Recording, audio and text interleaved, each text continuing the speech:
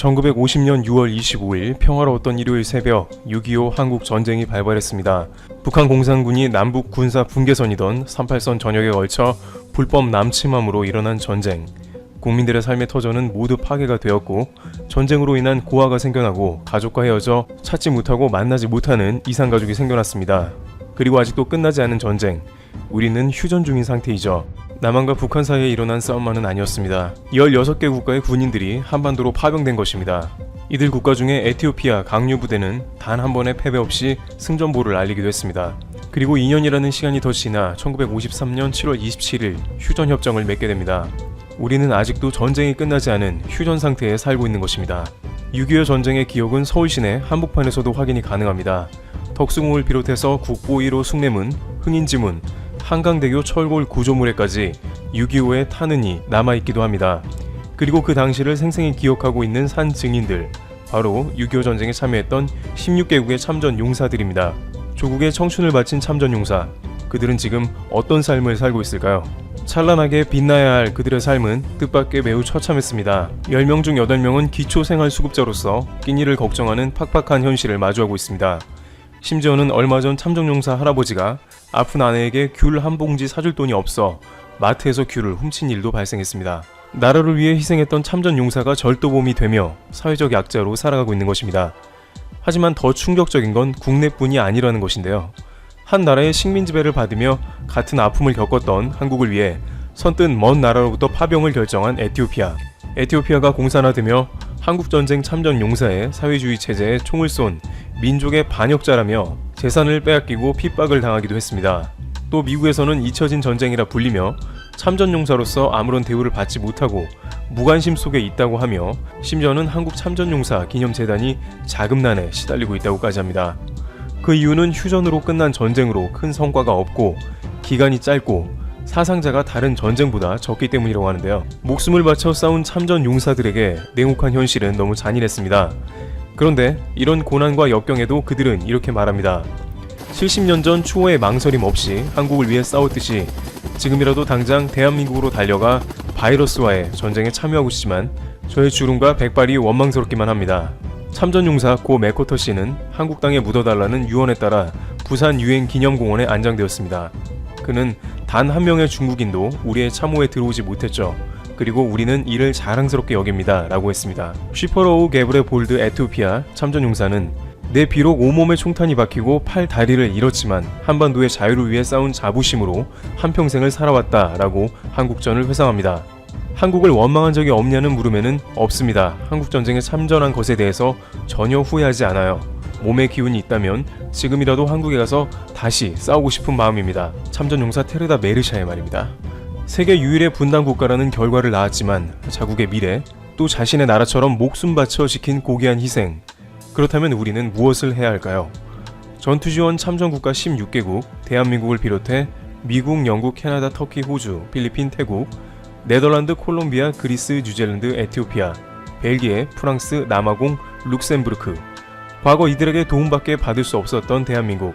70주년이 다가오는 지금 우리는 코로나 바이러스로 힘든 시기를 겪는 참전국가를 잊지 않고 마스크를 보내기도 하며 여러 후원 제품을 발송하며 잊지 않은 채 돕고 있습니다. 참전용사에게 색다른 후원을 하는 곳도 있었습니다. 전쟁 중 혹은 후에 신원을 확인하기 위해 필요한 인식표인 군번줄. 얼마 전에는 6.25 전쟁 전사자의 군번줄이 전쟁이 발발한 지 70년 만에 유가족 품으로 돌아가기도 했는데요. 참전용사의 유족들이 가족을 그리워하며 그들의 군번을 새긴 팔찌를 차고 다니기도 하였다고 합니다. 이러한 이야기에 색다른 의미를 부여하며 군번줄에 새겨진 인식표처럼 한국에 참전한 모든 국가의 이름과 국기를 새기며 그 감사함을 기억하고자 하는 기업이 있습니다. 라카이 코리아는 작년 69주년에 참전용사들을 기리며 태극 컬러가 담긴 리스트밴드를 무료로 나눠주며 울림 1950 프로젝트를 했고 이번엔 전쟁 참전 국가들 모두를 팔찌에 각인하며 특별한 후원을 하고 있다고 전해집니다. 라카이 코리아는 지난 4월부터 에티오피아 후원협회를 통해 생존해 계시는 139분만을 위한 모자와 한복을 형상화한 조끼를 제작하고 있다는 공지사항을 올리며 2월 25일 70주년을 특별히 생각함을 알렸었습니다. 조국의 미래를 위해 또 누군가는 한 번도 와본 적 없는 나라를 위해 기꺼이 목숨을 바친 이들에게 그들이 있었기에 지금의 대한민국이 존재한다라는 의미를 넣고 전세계 사람들도 알아볼 수 있도록 참전 국가를 영문으로 새겨 우리는 함께한다라는 또 하나의 의미를 부여하고 있습니다. 이 기업은 조금이나마 도움이 되고자 해당 수익금 일부를 6.25 참전 유공자회에 기부한다고 합니다. 또 단순히 금전적 후원을 위해서가 아닌 이들의 숭고한 희생을 잊지 않고자 한다고 합니다. 당시 참전 용사분들께 부끄럽지 않도록 현재 살아가는 사람들이 열심히 사는 모습을 보여주고 싶었다. 라카이 코리아가 1년 전 6.25 전쟁 69주년 프로젝트를 내세우며 했던 말입니다. 불과 1년 전 했던 얘기지만 그 1년 동안 라카이 코리아는 8년 뒤 빼앗길 수 있는 우리의 영토에 대해 알리고 과거 일본의 만행을 알리며 잊혀진 독립운동가들의 이야기를 세계에 퍼뜨려 숭고한 희생을 잊지 않은 채 현재를 살아가는 한국인으로서 영향력 있는 한국의 기업인으로서 한국을 위했던 건 가치 있는 일이었다라고 했던 참전 용사들의 말이 무색해지지 않도록 의미를 새기며 변하지 않는 행보를 보여주고 있습니다. 이처럼 그들을 위해 우리가 할 수 있는 일은 잊지 않고 그들의 숭고한 희생을 기억하는 일일 것입니다. 한국전쟁이 발발한 지 70주년이 되는 해 3년 1개월 그들의 헌신을 우리가 단 하루라도 한 번 더 의미 있게 새기고 지나가는 일이 되었으면 합니다. 그동안 각종 스캔들과 국정 운영에도 좀처럼 떨어질 기미가 보이지 않았던 아베 지지율이 이번 사태에 대한 부실한 대응으로 인해 30%대로 급락하고 있습니다. 지난달 24일 발표된 산케이신문의 여론조사에서 전달보다 8.4%포인트 급락한 36.2%였습니다.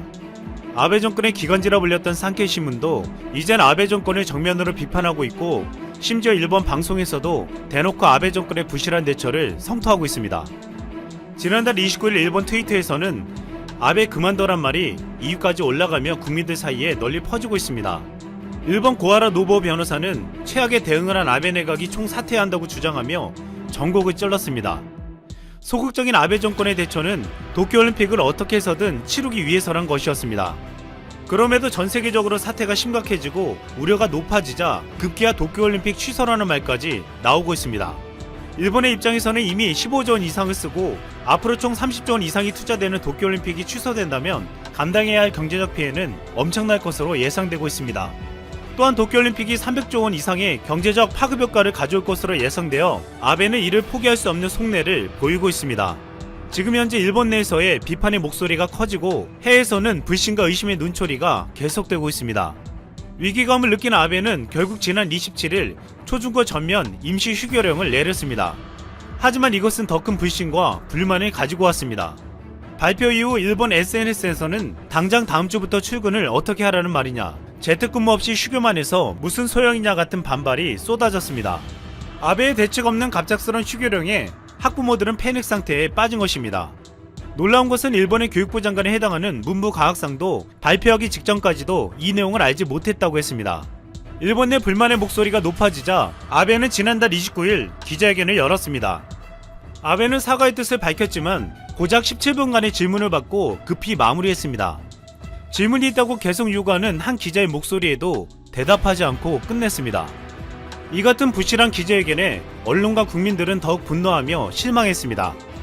이젠 아베 정권을 믿지 못하겠다며 갑작스런 휴교령을 따르지 않겠다는 지자체도 늘고 있습니다. 이미 시마네, 효고, 군마, 도치기, 오카야마, 오키나와현 등 일부 지자체는 전면 휴교에 동참하지 않겠다고 했습니다. 전국시장의 부회장은 학교에 임시휴교 권한을 가진 사람은 지자체장이라며 총리는 책임을 지지 않는다라고 지적했습니다. 이 와중에 38살의 홋카이도 스즈키 나오미치 지사의 거침없는 행보가 주목받고 있습니다. 소극적이고 부실한 대처로 답답함을 보였던 아베와 달리 그는 대담했습니다. 스즈키 지사는 중앙정부를 믿지 못하겠다면서 29일부터 3주간 비상사태를 선포했습니다.